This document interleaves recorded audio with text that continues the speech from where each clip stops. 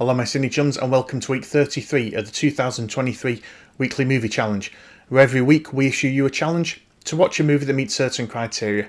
Preferably a new movie to yourself. You could watch Casablanca for the 100th time, but if you watch something new... I think this is the beginning of a beautiful friendship. Last week's challenge was suggested by one of our challengers, I Am Hash Brown, who suggested watching an animation movie that wasn't produced by Disney, Pixar, Illumination or Dreamworks. Most watched movies this week were Apollo 10.5, which received 4 watches, and Spider-Man Across the Spider-Verse and Teenage Mutant Ninja Turtles Mutant Mayhem both received 2 watches apiece. As usual, shout out to those of you who watched multiple movies to complete this week's challenge. First of all, Ozqueen, who watched The Adventures of Prince Ahmed, Apollo 10.5, I Lost My Body and Porco Rosso. Overlord of G4 did an American Tail double bill, the first American Tail and American Tail 5 All Goes West. They also watched Anastasia and Belle. Chapman's Friend watched American Pop, The Peanuts Movie and My Dog Tulip. The brains behind the challenge, I Am Hash Brown, watched Chico and Rita and Boy in the World. Ghost Pirate LeChonk and Food of Hoops both watched My Father's Dragon and Spider-Man Across the Spider-Verse. Toby watched Titan AE and DC League of Super Pets. Lucas watched Paprika and Balto. Pirate DJ watched Spider-Man Across the Spider-Verse and Wendell and Wild. And Baggy Trousers watched The House and Apollo 10.5.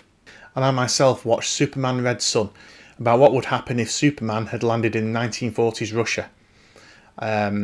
Really looking forward to it. However, I think it was spoiled quite a lot with the introduction of other characters from the DC.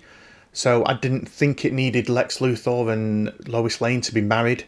It didn't need Green Lantern. It didn't need Wonder Woman. It didn't need Batman. It should have just kept its focus on Superman for us. 4 movies that caught my eye this week. First of all, there was this week's most watched movie, Apollo 10.5. I remember seeing the trailer when that came out. However, the movie's release completely bypassed me. I had no idea it was out, and I'd even completely forgotten it even existed. So quite a few of you watched that. That's gone straight up onto my watch list. Lucas and Stu both watched Paprika. I mentioned this movie a couple of weeks ago for the poster challenge. I still haven't got around to watching it. However, Lucas and Stu's comments have got me really excited for it, so I need to get that watched as soon as possible. Lucas watched Balto, a movie I'd never heard of, and from reading the wiki page, a lot of people hadn't heard of it. It was released the same year as Toy Story, so completely overshadowed. And finally, Ozqueen, who watched The Adventures of Prince Ahmed. That movie was released in 1926, so probably one of the oldest movies we've ever had to watch to complete a challenge. This week's challenge we've had on the back burner for a while.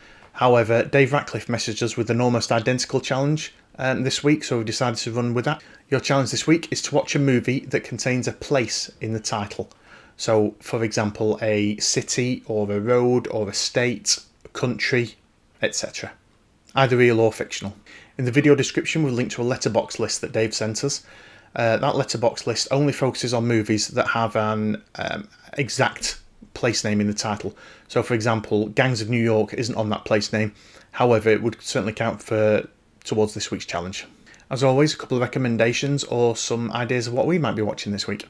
2 dark comedies we're huge fans of. There's Fargo, that's written and directed by the Coen brothers. A classic comedy about a kidnapping, and In Bruges, a comedy about 2 hitmen who hide out in Bruges after a botched job. We were lucky enough to visit Bruges last year. Wonderful, wonderful, lovely place. Love to go back. And then 2 very different movies, both starring Leonardo DiCaprio and directed by Martin Scorsese. There's The Gangs of New York, as we've already mentioned, and Shutter Island. 4 movies containing street names that we quite enjoyed.